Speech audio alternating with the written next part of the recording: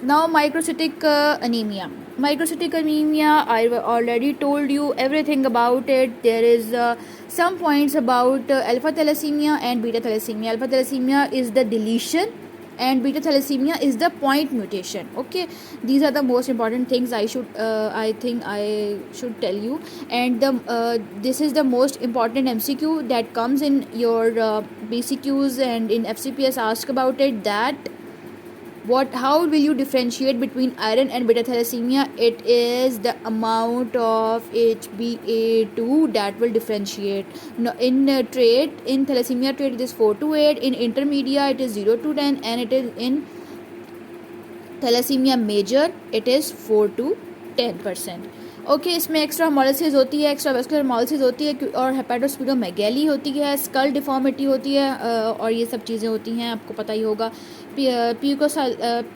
और इसमें हमारे पास इंपॉर्टेंट चीज़ होती है माइल्ड एरिथ्रोसाइटोसिस होती है और इसके अलावा हमारे पास डिफॉर्म्ड आरबीसीज होते हैं, बेसोफिलिक स्टिपलिंग होती है बिकॉज ऑफ फ्रेगमेंटेड आरबीसीज और राइबोसोम्स की डिस्ट्रक्शन की वजह से बेसोफिलिक स्ट्रिपलिंग होती है। ठीक है, उसके बाद हमारे पास आती है लेड पॉइजनिंग, वो आपको मैंने बता दिया, हीम सिंथेसिस की वजह से होती है। सिड्रोब्लास्टिक एनीमिया या तो हमारे पास एक्स लिंक्ड डिफेक्ट की वजह से होगा या लेड पॉइजनिंग की वजह से होगा। अगर एक्वायर्ड है तो क्रॉनिक अल्कोहल लोग जो लेते हैं उनकी वजह से होगा, या विटामिन B6 डेफिशिएंसी की वजह से होगा। ठीक है, अनीमिया ऑफ क्रॉनिक डिजीज़ का मैं आपको ऑलरेडी बता चुकी हूँ कि अनीमिया ऑफ क्रॉनिक डिजीज़ क्यों होती है, क्योंकि आयरन तो अवेलेबल बॉडी में होता है लेकिन आयरन अवेलेबल नहीं होता, क्योंकि वो macrophages they trap the macrophages and it is not available for the absorption. Next thing is aplastic anemia. Aplastic anemia is actually the destruction of myeloid stem cell. What is myeloid stem cell?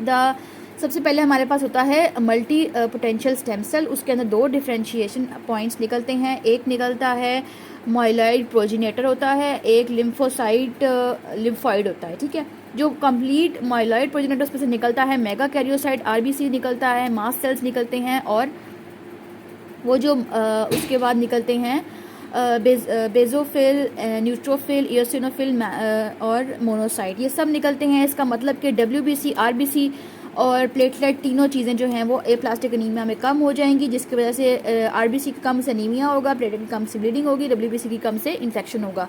और causes क्या होती हैं इसकी? Causes होती हैं radiation की वजह से होगा, ड्रग्स में क्लोरोफेनिकॉल मेन चीज़ आती है। फेनकनी एनीमिया में DNA डिफेक्ट आ जाता है, जिसकी वजह से हमारे पास एप्लास्टिक एनीमिया आता है। एप्लास्टिक एनीमिया में सबसे इंपॉर्टेंट बात जो हमने याद रखनी है वो ये बात याद रखनी है कि इसमें फैटी बोन मैरो होती है।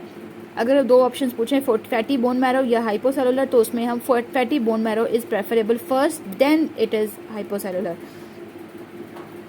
उसके बाद आ जाता है मैक्रोसिटिक एनीमिया। मैक्रोसिटिक एनीमिया में फॉलेट, विटामिन B12 आते हैं, हाइपर सेगमेंटेड होते हैं विटामिन B12 और फॉलेट की डेफिशिएंसी से न्यूट्रोफिल।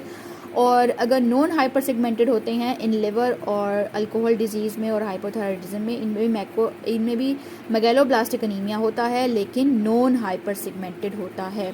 एक और बात इसमें जो MCQ बहुत इंपॉर्टेंट है वो आता है कि एक फिशरमैन है, उसको जो है वो अनीमिया के साथ वो प्रेजेंट किया है, तो उसको क्या मसला है? उसको विटामिन B12 डेफिशिएंसी होगी, मेगैलोब्लास्टिक एनीमिया होगा, बिकॉज जो डाइफिथाइलबोथ्रियम जो है फिश टेप फॉर्म है वो उसको कॉज करेगा। ठीक है, अगर आ जाता है फिशरमैन है उसको अनीमिया और एकाइमोसिस है तो फिर हम विटामिन C डेफिशिएंसी को करेंगे, और अगर फिशरमैन आता है with anaemia only, no ecchymosis, then it is vitamin B12 deficiency.